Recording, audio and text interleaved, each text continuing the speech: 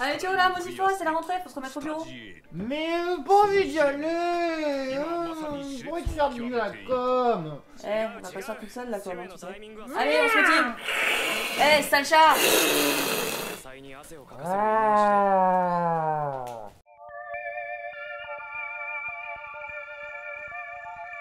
Salut les chatons, et voilà, c'est la rentrée. Fini l'insouciance des prestats estivales et des super festivals. Place à l'administratif et au démarchage. Du coup, un petit point upgrade skill sur le podcast de prospect. Si votre target est ok, on va check comment faire appel au basic contract et au chair to share des technical data. Bref, on va parler contrat de session et fiche technique. Tuto un petit peu long vu qu'on va parler à la fois du contrat et de la fiche technique. Et comme les deux vont de pair, on s'est dit que c'était pas mal de les regrouper dans une seule et même vidéo, quitte à ce qu'elle soit un petit peu longue. Contrat et fiche technique, c'est un peu comme le statut d'une association et son règlement intérieur. Le premier est très juridique, et le second est un peu plus libre et sert à préciser les modalités d'application de son comparse. Donc tant qu'à faire, on va commencer par le plus chiant, à savoir le contrat.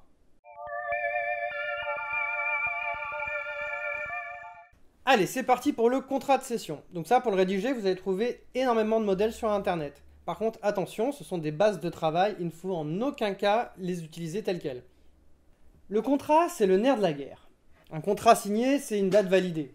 Par contre, c'est un document légal. Donc là, pas d'alexandrin, de rime ou de figure de style. Il faut être vraiment synthétique, faire attention à ses mots et à ses structures de phrases. Vous êtes condamné à de la prison et une amende, c'est pas la même chose que vous êtes condamné à de la prison ou une amende. Je vous donne cet exemple juste pour vous rappeler qu'en cas de litige, c'est un document qui sera potentiellement lu par des juges ou des avocats. Alors tout d'abord, la fameuse intro, qui commence par la mention « entre les sous-signés ». Et donc là, vous allez définir qui sont les deux signataires du contrat, donc pour vous et votre client. Et là, il faut donner toutes les informations, type représentant au signataire, numéro de siret, adresse du siège social, numéro de licence. Et après, vous donnez à chacun un nom avec la fameuse formule « si après dénommé ». Par exemple, l'organisateur ou l'association ou ce que vous voulez. Et à partir de là, vous ne changez plus de nom pour le désigner. C'est super important, c'est une erreur très facile à éviter avec un peu de relecture, mais ça peut rendre un article caduc. Bon, par exemple, si vous l'avez appelé l'organisateur et que dans le chapitre sur le règlement, vous marquez le producteur s'engage à nous verser la somme de. Techniquement, l'organisateur n'est pas tenu de vous payer. Bon, je caricature un peu, mais c'est pas loin d'être vrai. Donc vraiment, faites attention, relisez-vous bien et faites attention à avoir bien gardé les mêmes appellations dans tous vos articles. Donc une fois que vous avez défini les signataires, vous allez avoir la petite introduction. Étant préalablement exposé que l'organisateur déclare connaître et accepter le contenu de l'animation proposée, à savoir, et là vous citez le nom de votre spectacle ou de votre animation, ce que vous avez proposé à votre client. Ensuite, l'organisateur certifie avoir pris connaissance des informations contenues dans la fiche technique qui lui a été obligatoirement fournie par l'association. Donc ça, c'est le genre de clause super importante qui permet de donner toute sa valeur à votre fiche technique. Et du coup, toutes les informations qui sont dedans n'ont pas à être sur le contrat. Et ça, mine de rien, ça allège énormément le contrat et ça le rend plus facile à lire pour votre client. L'organisateur certifie exact les informations contenues dans la fiche de renseignement logistique qu'il a fournie à l'association. Oui, parce que nous, on demande aux organisateurs de nous fournir un petit plan de route. Et d'ailleurs, petite parenthèse, si vous ne le faites pas, je vous conseille de le faire. C'est quand même très pratique et ça permet des mois après de ne pas se demander ouais, il faut prendre le sac de couchage ou pas ou savoir quelle adresse qu'il faut entrer sur le GPS. Article 1, objet. L'association cède à l'organisateur, qui accepte dans les conditions définies au présent contrat, le droit de présentation de l'animation précitée dans le lieu susmentionné. L'animation aura lieu le A. Le présent contrat ne constitue aucune forme d'association ou de société entre les parties. Donc on rappelle bien sûr cette phrase qu'en gros le contrat ne concerne que votre animation et rien d'autre de ce qui pourrait arriver dans le cadre de l'événement. Article 2. Obligation de l'association. L'association s'engage à fournir en amont ou conjointement au présent contrat une fiche technique complète. Bon, ça c'est assez logique, si l'organe doit s'engager à la respecter, vous devez vous engager à lui fournir. L'association fournira l'animation entièrement montée et assumera la responsabilité artistique des représentations. L'animation comprendra costumes, meubles et accessoires et d'une manière générale tous les éléments nécessaires à sa présentation. L'association assume en outre la responsabilité de la fourniture et du transport des décors, costumes et accessoires, artistes et d'une manière générale de tous les éléments nécessaires à l'animation. Bon, en gros, là, vous engagez à ramener tout le matos qu'il vous faut et à vous en occuper correctement. L'association s'engage à respecter la législation en vigueur relative à l'embauche des artistes qu'elle fait intervenir et s'engage à produire tous les documents justificatifs demandés par l'organisateur. Coucou les copains qui bossent au black! L'association s'engage à se conformer aux instructions de l'organisateur pour le bon déroulement du festival et à respecter son caractère convivial, sous réserve que ces instructions ne soient pas en contradiction avec les informations indiquées dans la fiche technique ou de nature à modifier le présent contrat. Donc là, on a un bon exemple de la logique juridique. Vous voyez, j'ai créé une brèche en disant que j'étais prêt à faire tout ce que me demandait l'organisateur. Donc il faut tout de suite préciser derrière, à condition que ça respecte les conditions du contrat et de la fiche technique ou d'autres précisions. Voilà, il faut vraiment se concentrer quand vous écrivez votre contrat, de ne pas laisser des petites phrases comme ça qui ont l'air de rien, mais qui peuvent avoir de lourdes conséquences par la suite. Un état des lieux sera réalisé par les parties lors de l'arrivée et de l'installation de l'association sur le site du festival et dans la zone prévue à son activité. L'association s'engage à ne pas modifier la taille et la disposition de l'emplacement attribué sans une demande et un accord explicite de l'organisateur. Bon, là, en gros, vous engagez quand même à respecter un peu ce que vous demande l'organisateur. Parce que, je vous rappelle, vous êtes quand même un prestataire, hein. Donc, à ce titre, un peu comme un traiteur de mariage, vous n'allez pas vous amuser à changer le dessert au dernier moment. Article 3. Obligation de l'organisateur. L'organisateur s'engage à fournir le lieu de représentation précité en ordre de marche et conforme aux indications de la fiche technique fournie en annexe du présent contrat par l'association. L'organisateur s'engage à accueillir les membres de l'association conformément aux conditions d'accueil exposées dans la fiche technique fournie en annexe du présent contrat par l'association. Ça, c'est la raison pour laquelle on va parler de la fiche technique dans la deuxième partie de cette vidéo. L'organisateur s'engage à ne pas modifier le lieu de l'événement sans un accord écrit de l'association. L'organisateur sera responsable de la demande et de l'obtention des autorisations administratives permettant la mise en place de l'animation.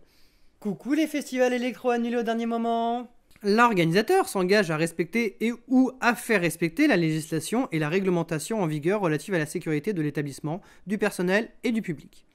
Il s'assurera par ailleurs de la mise en place, en qualité et en nombre, des services et personnels de contrôle, de sécurité, secours médical, voirie, nécessaires à l'accueil et à la sécurité du public et du spectacle. Parce que c'est quand même toujours cool de savoir que les secours sont pas loin. C'est pas comme si on avait un métier à risque. L'organisateur met à disposition un hébergement pour tant de personnes du temps au temps, un repas, accès au catering pour tant de personnes du temps au temps. Alors ça, c'est quand même pas mal de le mettre noir sur blanc dans le contrat. Parce que c'est vraiment super désagréable quand il y a un souci avec ces deux points-là. Alors ça pourrait effectivement être totalement dans l'annexe de la fiche technique. Mais je préfère quand même le marquer directement sur le contrat. Ça engage un peu plus le client vis-à-vis de ça et ça vous assure un petit peu plus les arrières. Vu qu'on vient de parler des obligations respectives, j'en profite pour faire une petite parenthèse. Vous êtes en train d'écrire un contrat d'engagement réciproque. Donc essayez de faire attention à ce que vos clauses soient équilibrées entre l'association et l'organisateur. Qu'on n'ait pas l'impression que vous engagez sur 2 trucs et que vous demandez à l'organisateur de s'organiser sur 15 trucs. Alors, même si c'est que visuellement, hein, essayez de faire gaffe à votre manière de présenter vos paragraphes et vos demandes de manière à ce que ça ait vraiment l'air équilibré. Alors, ça a l'air de rien comme ça, mais pour la psychologie de votre client, ça compte énormément.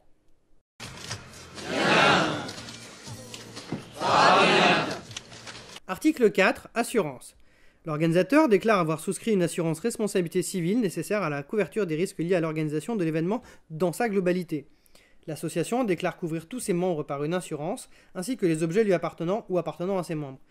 Son contrat responsabilité civile inclut la survenance d'un événement de caractère accidentel, et notamment à l'occasion des activités telles que la pratique des arts du cirque et notamment la jonglerie enflammée. Bon bah simplement, comme dans toute bonne soirée échangiste, tout le monde s'engage à sortir couvert. Oui, d'ailleurs, si vous cherchez un assureur pour jongleurs de feu, perdez pas de temps à tous les appeler, je l'ai déjà fait pour vous, et a priori, il n'y a que la Maïf qui nous assure. Article 5. Le prix. L'organisateur s'engage à verser à l'association en contrepartie de ce qui précède et sur la présentation d'une facture, la somme globale, forfaitaire et définitive de... Et là, c'est comme sur un chèque, vous écrivez le montant à la fois en chiffres et à la fois en lettres. Article 6. Règlement. Les factures seront payables en euros à réception ou avant le... Indiquez la date. Le règlement se fera soit par chèque, soit par virement sur le compte, et là vous indiquez votre RIB. Alors moi je vous conseille de mettre 1 mois après la date d'émission de la facture. Alors, 1 mois c'est le minimum quand même qu'il faut laisser à tous les organisateurs pour faire leur compta post-événement.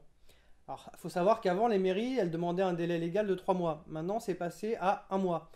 Donc c'est bien 1 mois, ça va pour tout le monde, c'est simple et c'est pratique. Tout retard de paiement dès le lendemain de la date d'échéance entraînera l'exigibilité des pénalités de retard à un taux égal à 200% et d'une indemnité forfaitaire minimale de 40 € pour des frais de recouvrement dus de plein droit, sans qu'aucun rappel ne soit nécessaire. Donc ça, c'est un article un peu spécial mauvais payeur. En gros, ça veut dire que chaque jour qui passe après le délai de règlement de la facture, le client vous doit un peu plus en frais de retard de paiement. Alors au niveau du taux, c'est un calcul un peu compliqué, mais grosso modo, si vous mettez 100%, ça signifie qu'au bout de 365 jours, le client vous doit autant en pénalité de retard qu'il vous doit pour la presta. Donc personnellement, je vous conseille de mettre un taux entre 100 et 300%, histoire que ça coûte quand même un petit peu au mec qui va potentiellement vous mettre dans la merde au niveau comptable. 考え方が違うっていうか、確かにな。日本料理では素材に手を加えず、できるだけ生のままという傾向が強いが、フランス料理 Je vous conseille de prendre le temps de vous documenter un peu sur ces histoires de taux et sur les modalités de calcul. Et ça, il y a plein d'exemples sur internet, ça se trouve très facilement. Article 7, annulation du contrat. Le présent contrat ne peut être annulé ou modifié que dans les conditions suivantes. Et là, vous allez détailler comment vous pouvez modifier ou annuler votre prestation et comment votre client peut le faire. Article 7.1. À l'initiative de l'association. À tout moment, uniquement en cas de force majeure ou en cas de non-respect des conditions définies dans la fiche technique fournie à l'organisateur. Bon, bah là, vous précisez que vous n'êtes pas des gros lâcheurs et que vous envisagez de modifier ou d'annuler votre prestation que en cas de force majeure ou de non-respect par le client du contrat ou de la fiche technique. Toutefois, avant l'arrivée des membres de l'association sur le site de l'événement, l'association s'engage à proposer dans la mesure du possible une animation de remplacement. L'organisateur est libre d'accepter ou de refuser la nouvelle animation, pouvant donner lieu à une modification du présent contrat et du montant convenu. En cas de refus, le contrat se trouverait suspendu ou annulé de plein droit. Bon bah là en gros c'est on va tout faire pour quand même bosser ensemble, même s'il y a eu un souci. Donc ça l'exemple classique c'est le collègue qui se blesse 3 jours avant une date. Bah, vous laissez réserver quand même la possibilité de pouvoir appeler le client et de lui faire une proposition de remplacement, quitte à changer vos tarifs et les conditions du contrat. Mais au moins vous ne perdez pas cette date-là. Ensuite, si vous êtes déjà sur place. Une fois les membres de l'association sur le site de l'événement, l'association s'engage à proposer dans la mesure du possible une animation de remplacement. L'organisateur est libre d'accepter ou de refuser la nouvelle animation.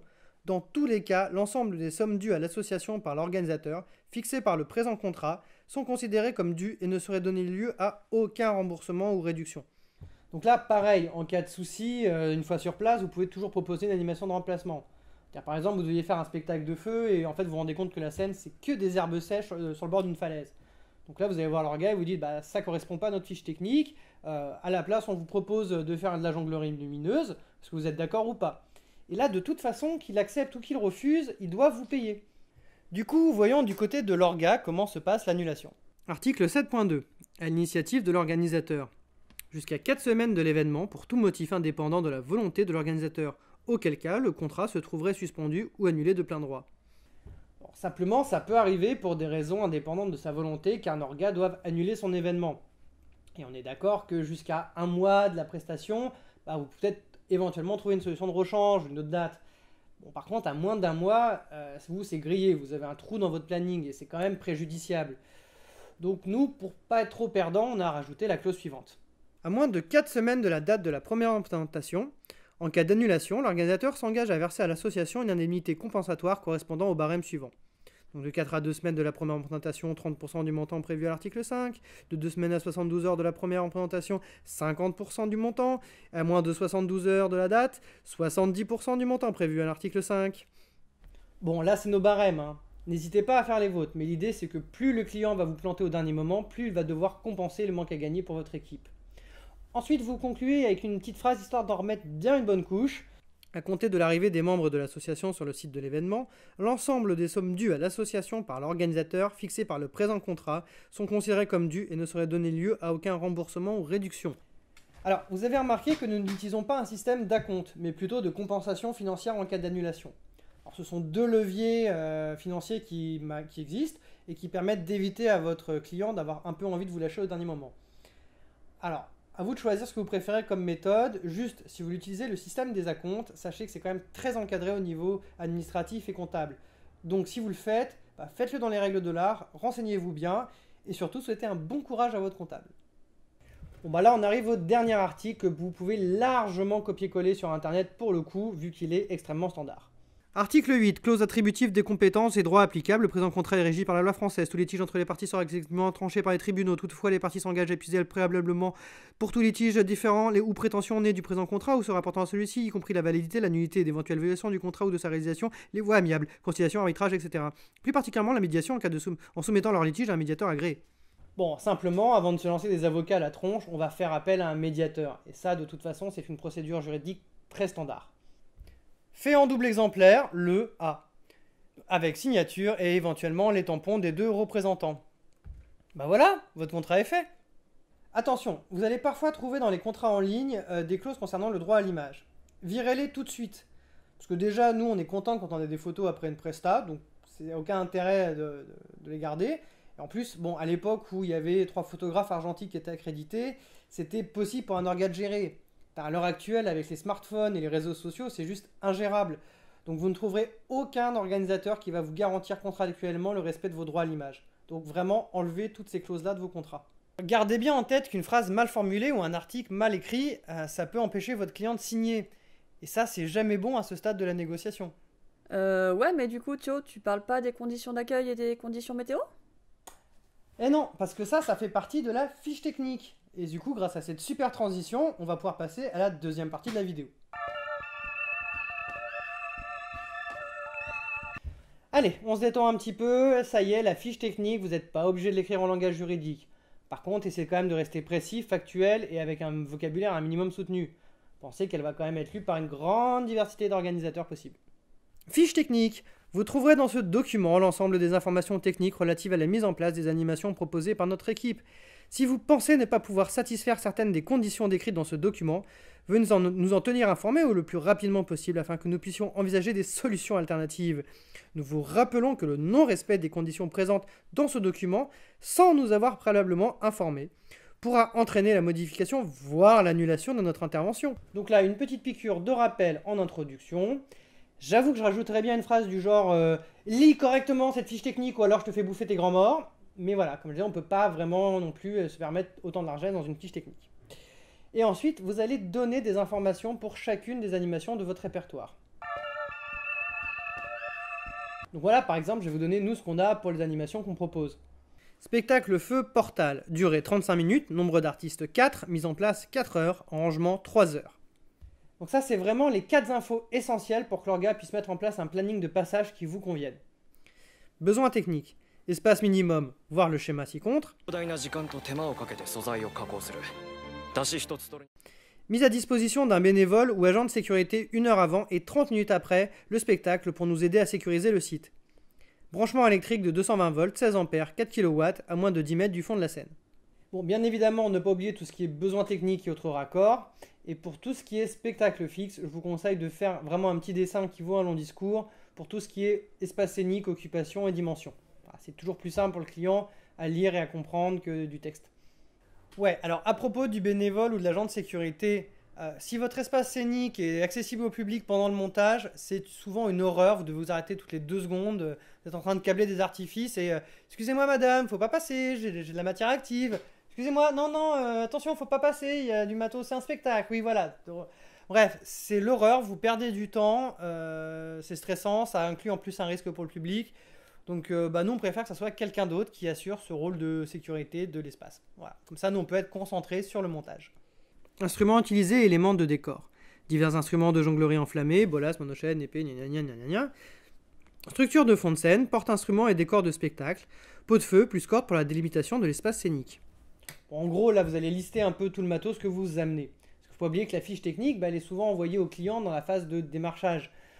Donc ça peut être pas mal de lui faire un peu une longue liste de tout ce que vous avez comme matos. On ne sait jamais, ça peut peut-être l'aider un peu à prendre une décision en votre faveur.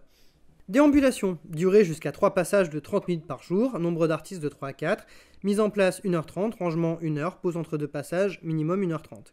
Besoins techniques, 3 mètres de hauteur sous plafond sur tout le parcours. Instruments utilisés, divers instruments de dresseur. Et là, petite précision. Important, vu la nature de nos personnages et sachant que la déambulation se joue par moments griffe en avant, celle-ci est susceptible de heurter la sensibilité d'un public facilement impressionnable. Toutefois, nos artistes s'assurent de respecter la sensibilité de chacun, avec une attention particulière envers les enfants. Donc toujours la même logique, vous expliquez le risque ou le besoin, et comment vous avez prévu d'y faire face. Je vous rajoute aussi un exemple pour une presta type jonglerie de feu en intérieur.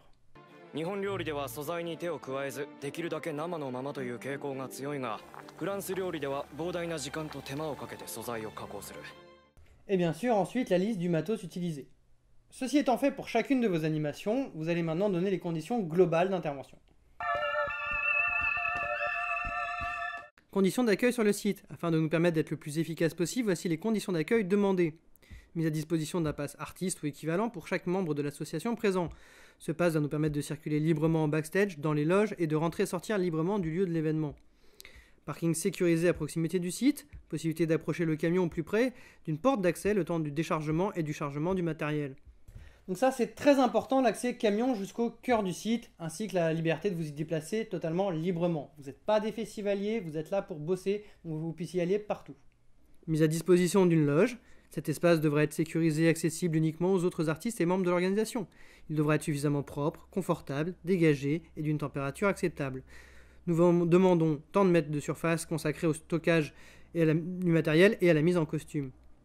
La loge devra comporter au minimum une table et 2 chaises, une poubelle. Nous avons aussi besoin d'un accès facile à un lavabo et à des toilettes, si possible inaccessibles au public. Ces loges et sanitaires vous seront rendues aussi propres et accueillantes qu'à notre arrivée, à condition toutefois que nous disposions des outils et produits nécessaires à son nettoyage. En gros, on demande des loges à minimum sécurisées et confortables. Et aussi, le petit côté sympa, c'est, voilà, on n'est pas des gros porcs, vous nous filez des loges cool, on en prendra soin et on vous les rendra propres. Voilà, c'est toujours cette petite logique du donnant-donnant. Hébergement et restauration. Hébergement. Nous vous demandons de nous proposer une solution d'hébergement durant la durée de notre présence requise. L'hébergement devra se situer dans un rayon de 20 km du lieu de la prestation. Pour 4 artistes, un lit double plus 2 lits simples. Ça, l'hôtel pas trop loin, parce qu'on n'a pas envie à 1h du matin après une presta de devoir se taper 2 heures de route pour rentrer à l'hôtel. Et pareil, si vous avez des couples dans l'équipe, précisez le nombre de lits simples et de lits doubles. Comme ça, chacun dormira comme il veut. L'hébergement devra impérativement nous permettre de nous doucher. Entre la transpiration, le maquillage et les résidus de pétrole, il s'agit pour nous d'un besoin vital. Toi-même tu sais, prise en charge de 2 repas complets plus petit déjeuner pour chaque jour de présence pour chacun des artistes présents, ajusté en fonction des heures d'arrivée et de départ. Insérez ici toute mention de régime particulier ou d'allergie. Mise à disposition d'un moyen, un ticket, carte cashless, bouteille, permettant à chaque membre de l'association de profiter chaque jour d'au moins 3 boissons de type soft, thé, café, jus de fruits. Alors, vous pouvez exiger de l'alcool, mais comme vous n'êtes pas un célèbre groupe de rock, je vous déconseille de le faire. Question d'image.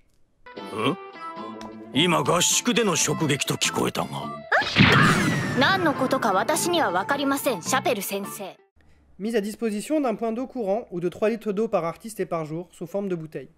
Toi-même, tu sais. Sécurité générale. Les emplacements prévus pour nos animations ne devront comporter aucun risque notable pour nos artistes, et c'est dans un rayon de 1,50 m autour des 10 espaces, tant pour y accéder que pour y performer. Chute, glissade, coupure, électrocution, noyade, etc. Et ça, croyez-moi, ça vaut vraiment le coup de le rappeler. Sécurité pour les déambulations avec échasse. Prévoir un parcours avec un sol non accidenté et dense. Éviter dans la mesure du possible les pentes trop abruptes, les escaliers et les sols glissants. Astuce, si une personne en fauteuil roulant peut réaliser le parcours, alors nous aussi. Là c'est à vous de juger en fonction du niveau de vos échassiers quel type de parcours passe ou pas. Nous j'avoue, on joue un peu la prudence sur ce point-là. Pour les animations de type jonglerie, feu ou lumi, espace scénique type sol plat, non accidenté et dense, à éviter sable, gravier non tassé, herbes sèches ou hautes. Et croyez-moi, ça aussi ça vaut vraiment le coup de le rappeler.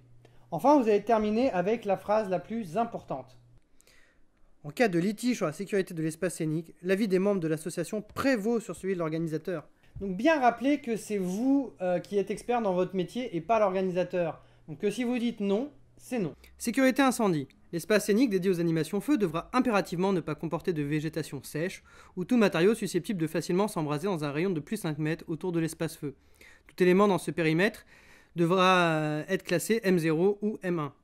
Conscient des risques induits par l'utilisation de matériel pyrotechnique, nous vous rappelons qu'au moins un des membres présents sur votre événement a validé une formation professionnelle de sécurité incendie.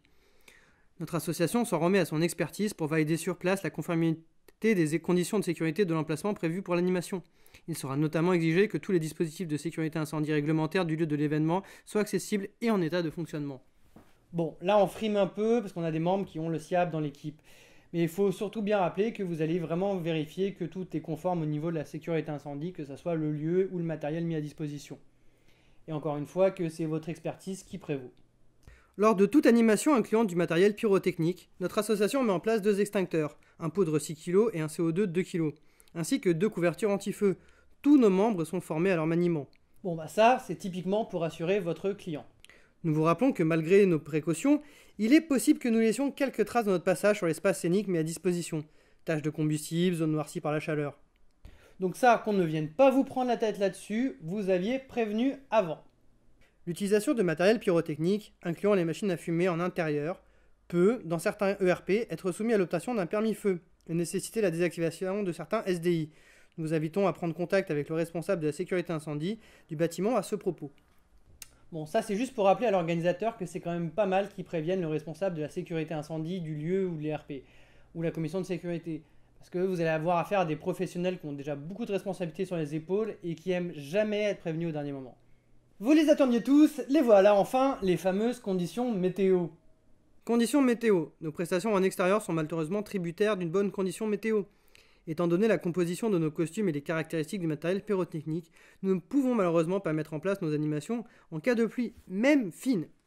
Afin d'assurer la sécurité de nos artistes et du public, des vents dépassant 25 km/h rendent impossible toute représentation utilisant du matériel pyrotechnique. Prévision Météo France faisant foi. Bon, là c'est un peu notre côté princesse de cuir vêtue, hein. Mais si vous êtes étanche, c'est à vous de fixer vos limites. En cas de forte chaleur, type alerte orange ou rouge de Météo France, la durée, l'heure de passage ou le nombre de passages pourra le cas échéant être modifié après concertation avec votre équipe. Bon, ça, c'est parce que si vous avez un échassier qui fait un malaise en plein cagnard, ça fait forcément une chute qui fait mal.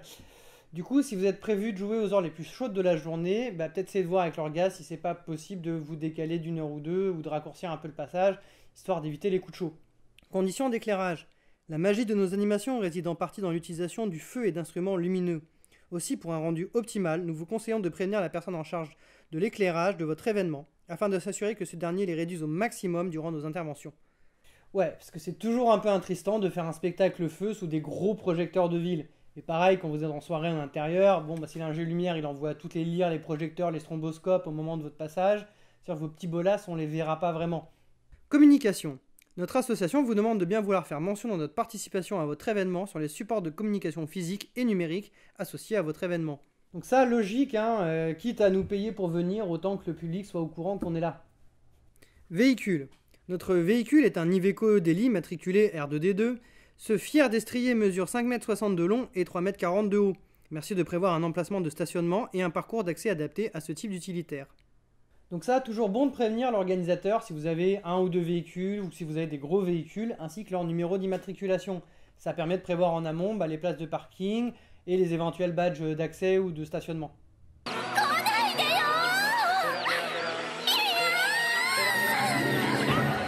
Donc bien sûr, faut essayer de penser au maximum à toutes les infos qui seraient intéressantes de donner à un orga en amont en fonction de votre matériel et de ce que vous proposez. Par exemple, là je ne vous l'ai pas lu, mais on a une animation avec un canon à CO2.